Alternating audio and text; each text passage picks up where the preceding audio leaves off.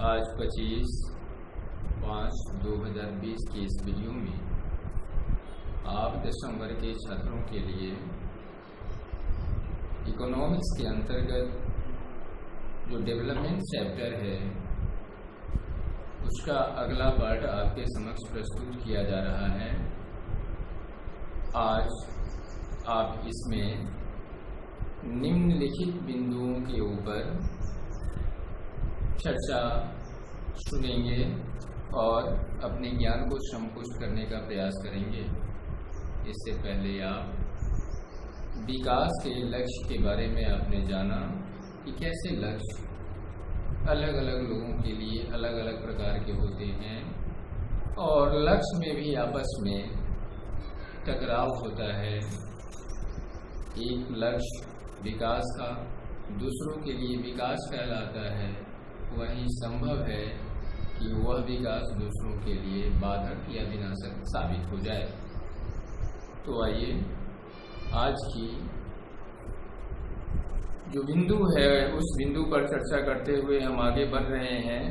हमारे पास जो पहला बिंदु है वह है कि वर्ल्ड बैंक के द्वारा पर कैपिटा इनकम के आधार पर किस प्रकार से देशों का वर्गीकरण किया जाता है।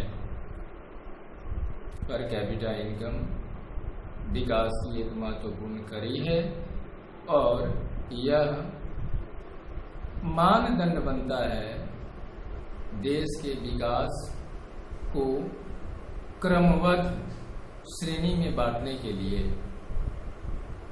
तो इसके आधार पर वर्ल्ड बैंक ने विश्व के देशों को 3 समूहों में बांटा है। पहला समूह संपन्न देशों का है, समृद्ध देशों का है, जो रिच कंट्री के नाम से जाने जाते हैं।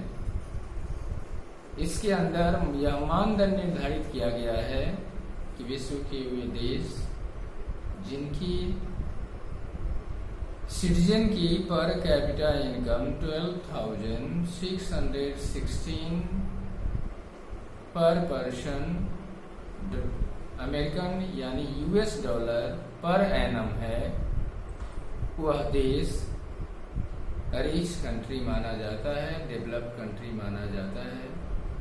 जैसे अमेरिका है, जापान है, इटली है, जर्मनी है, ब्रिटेन है आदि।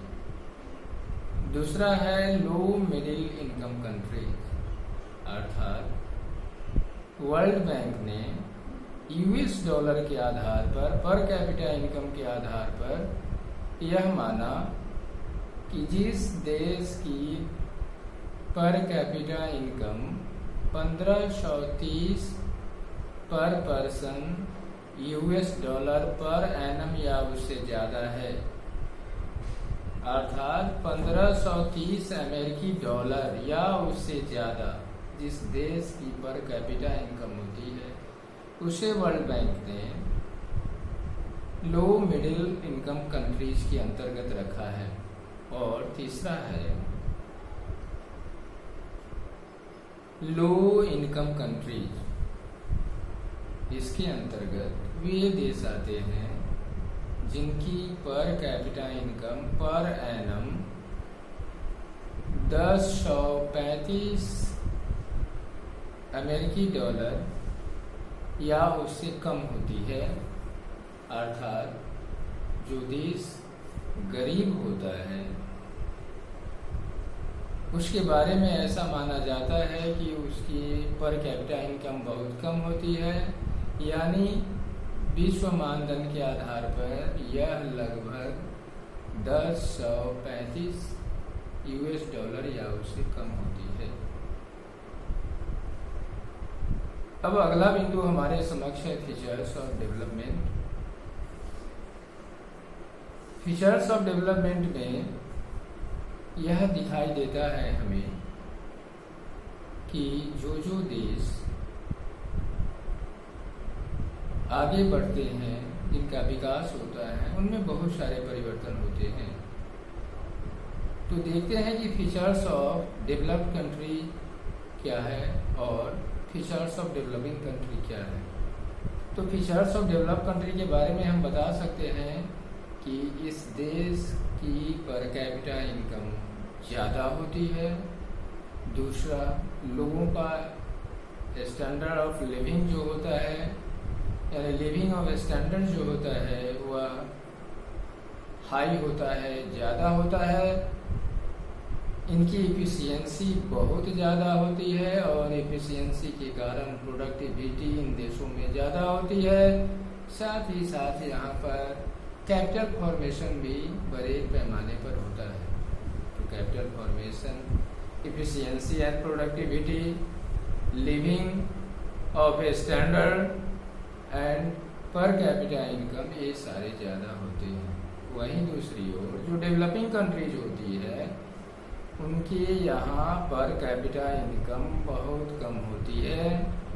यहाँ चारों ओर गरीबी पाई जाती है।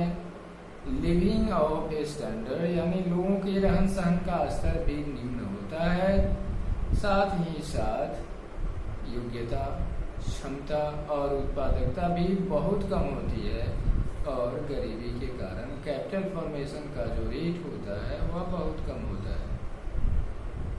अब आइए देखते हैं फीचर्स ऑफ ह्यूमन डेवलपमेंट। तो यहाँ पर हमें ये ध्यान रखना होगा कि फीचर्स ऑफ ह्यूमन डेवलपमेंट जो है इसके कई आयाम हैं और इन आयामों के आधार पर हम इसके बारे में जान सकते हैं। यह जो है ह्यूमन डेवलपमेंट इंडेक्स SDI के द्वारा दिखाया जाता है। यह एक विस्तृत आइडिया है, विचार है, टर्म है और यह इकोनॉमिक डेवलपमेंट को भी अपने आप में समाहित करता है। इस तरह फीचर्स ऑफ जो ह्यूमन डेवलपमेंट है उसके अंतर्गत यह SDI से निर्धारित होता है। यह एक विस्तृत विचार है, टर्म है। साथ ही साथ इसके अंतर्गत आर्थिक विकास भी समाहित होता है। अब अगला है फीचर्स ऑफ इकोनॉमिक डेवलपमेंट।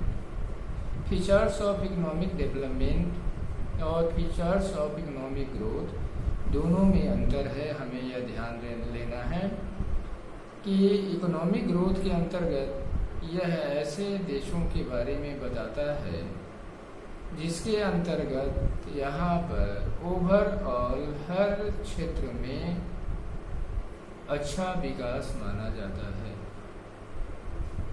इसके अंतर्गत living of standard, per capita income, productivity, infrastructures, living of standard आदि आदि आते हैं। जब इन सबों का किसी भी देश के अंदर रहने वाले नागरिकों में पर्याप्त विकास देखा जाता है, हर जगह लोगों को इससे संबंधित किसी भी प्रकार की जीवन यापन से संबंधित कठिनाइयाँ उत्पन्न नहीं होती है, तब इसे हम इकोनॉमिक डेवलपमेंट के नाम से जानते हैं।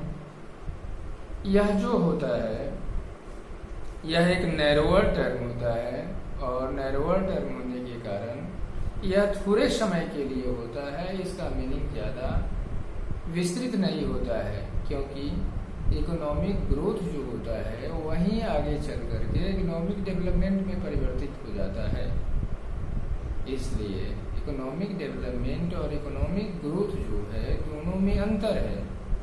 इकोनॉमिक ग्रोथ जो है जहाँ यह वाइडर टर्म है, लॉन्ग टर्म है या लंबे समय के लिए काम करता है, वहीं पर इकोनॉमिक डेवलपमेंट जो है यह शॉर्टर टर्म है, नैरोअर टर्म है और कम अवधि के लिए काम करता है। यहाँ पर इकोनॉमिक ग्रोथ स्पेशली अलग अलग क्षेत्रों में अलग अलग होता है।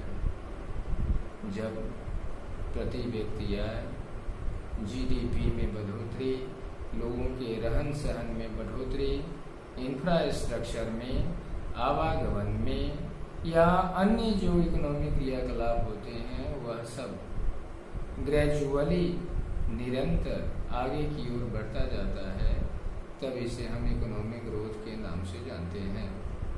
इस तरह इकोनॉमिक ग्रोथ जो है वह देश के विकास को इंडिकेट करता है और इसी इकोनॉमिक ग्रोथ के आधार पर भी देश को बांटने की प्रकृति तय होती है और इसके आधार पर भी देश बढ़ता है, विकसित देशों, विकासशील देशों, अविकसित या पिछड़े देशों के रूप में। तो इस तरह आज आपने